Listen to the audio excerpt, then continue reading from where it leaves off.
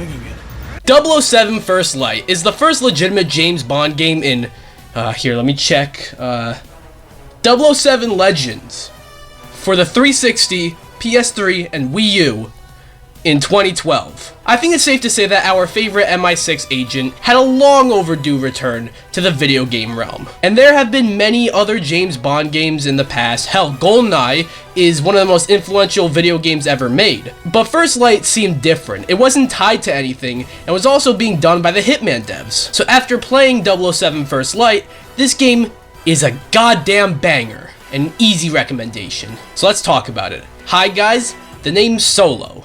DPX Solo, reviewing today 007 First Light. Now before we get started, you know what to do. Be sure to like the video, subscribe, and hit the bell, leave a comment, or I will blow up your building.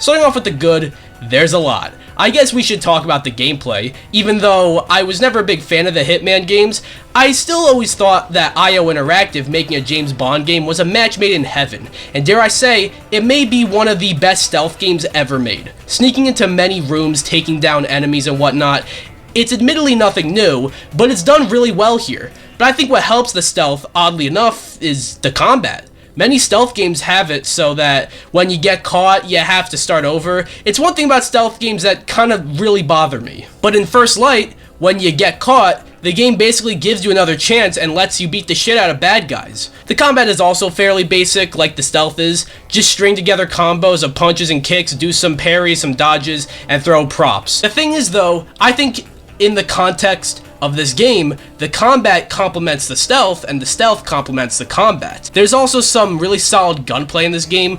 I did find it kind of annoying at first when shooting enemies. It doesn't immediately kill them, even though it should. But after a certain point, it didn't really bother me. Plus, headshots kill in one hit unless the enemy is wearing a helmet, which does make sense. But overall, the gameplay is sick, as in the stealth and combat. There's also other gameplay that I like to call cinematic gameplay. Stuff that really feels like you're playing a James Bond movie. Like jumping out of a plane, sliding down ropes. It's got the action you'd expect from Bond. Even the tutorial is amazing. I don't usually talk about the tutorial, but I specifically made a note of this so I can mention it. Earlier in the game, they show a training montage where Bond is training, obviously. But you can play it. It doesn't feel shoehorned in or anything. You are straight up playing a training montage and it feels natural. It's awesome. And more on the gameplay, this is obviously a lot like Hitman, but it's also a lot like Uncharted, which is not something I expected, but the two styles not only mesh really well together, but help First Light stand on its own. I've heard people say this game is not like Hitman. You know, it's more like Uncharted. And I don't really know what they're talking about. It is very much like Hitman, but it is also like Uncharted. As in, it has the action elements of Uncharted, but stealth and also like different paths and options like Hitman. But there is one more thing about the gameplay.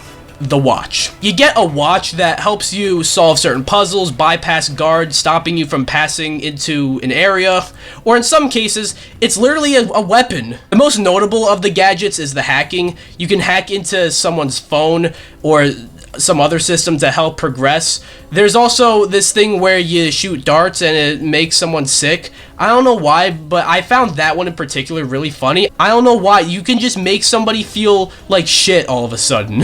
You unlock many more throughout the game that I don't want to spoil, but yeah, I really enjoyed this. But now to move on from the gameplay, the story. It's actually a unique take on Bond, as this is an origin story, something that, to my knowledge, we've never gotten before. It shows Bond just starting out as an MI6 agent and him becoming the iconic spy we know and love today.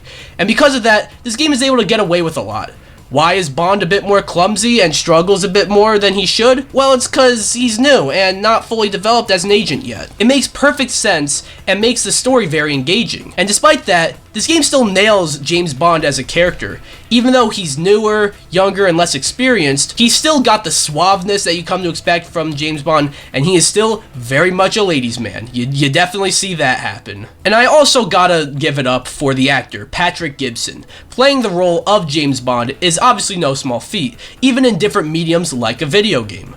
But Gibson manages to nail all the proper elements of the character while still also nailing the aspect of a younger and less experienced Bond. I think Patrick Gibson deserves a nomination for Best Performance at the Game Awards this year, and as of now, may even be my frontrunner to win, but I still think it's too early to tell. As for other things, the music is great.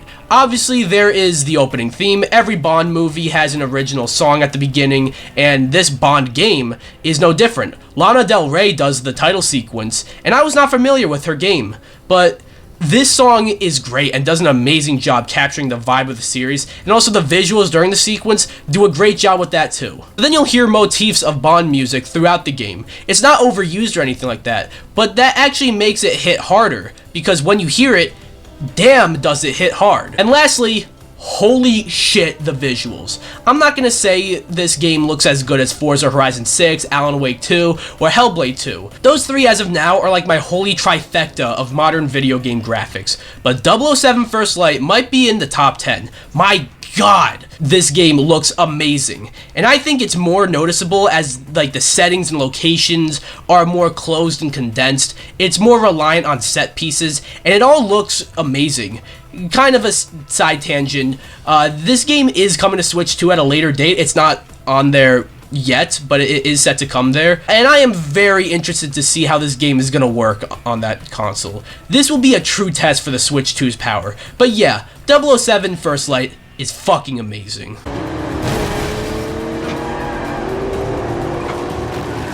Moving on to the things I'm more mixed on, one is the driving. I don't hate it, but it is probably the weakest gameplay element. It's not even really that bad, like at all, but as good as all the other gameplay elements feel, the driving is sorta noticeably the weakest. I don't know, controlling vehicles never felt the best, but it cancels out because it creates some really cool moments. Another thing to be aware of is the online connection. 007 First Light sorta requires you to be online. I say sort of though, because it doesn't really require it. Since this is an IO interactive game, I guess there is online stuff, like how there is in Hitman, but what bothered me is, like, I'd be in the middle of playing the game, and then the game pauses to tell me the online disconnected. Luckily, you can just select to continue without reconnecting, because if you want to reconnect, you're gonna have to, like, restart the game. And you don't lose any data or anything like that if you don't reconnect. It's just something that's there. So, yeah, it was just annoying. Lastly, this isn't really much of an issue, but it is worth noting. And that's Bauma, the character played by Lenny Kravitz. Now, I think it is really cool that they got someone like Lenny Kravitz to be in this game. You know, that's a big get for this game. But based on how he was first unveiled a few months ago, you'd think he's the main villain, but he's not. I don't want to get into spoilers, but the clip of Lenny Kravitz that they showed at the Game Awards revealing him, that's mostly the extent of his appearances in this game. I don't mean like there's a big twist that happens with his character that makes it say he's not the main villain. It's like, no, the story never really presents him as the main villain. Not necessarily a bad thing, because I thought the actual main villain was solid. And also, you know, that was a marketing stunt, obviously, and they made the game first, so I can't really hold that against the game, but it is something worth noting. You know, Lenny Kravitz is not the main villain. He was just there to maybe get a little more sales.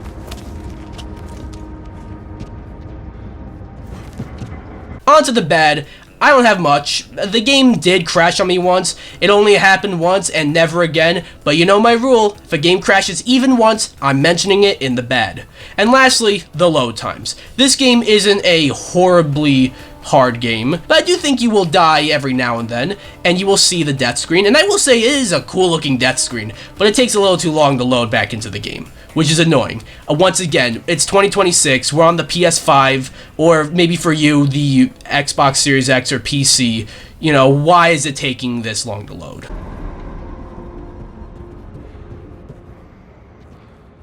Overall, 007 First Light feels like the definitive James Bond game.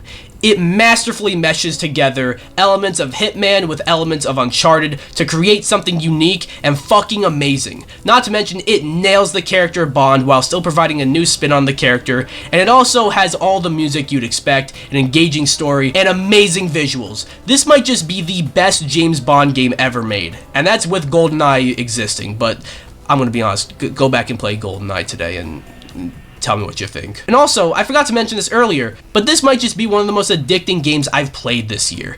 I could not put this game down. I know this review's going up kind of late. That's because I started a new job, so I didn't have a whole lot of time to play this game. But still, when I was playing the game, I couldn't put it down. In the end, you might want to call me crazy, but I'm going to give 007 First Light a 10 out of 10. This has been a really good year for games, you know. Not a whole lot of 10 out of 10s. This is only the second one I've given out this year, but some really good ones. And we still have 7 more months of the year. Or at least, I don't know when this is going up. At the very least, you'll have the better part of 7 more months of the year left. And I can't wait to see what else there is. But this, I think when all is said and done, this is going to rank pretty highly for me. But anyways, what do you guys think? 007 First Light. Do you guys like the game, not like the game? Have you guys played it, not played it? And if you haven't played it, do you guys want to play it, not want to play it? Anything about the game, let me know down below. Anyways, be sure to like the video, comment, subscribe, or I will blow up your building. I don't even remember what I said at the beginning of the video. I think it was that.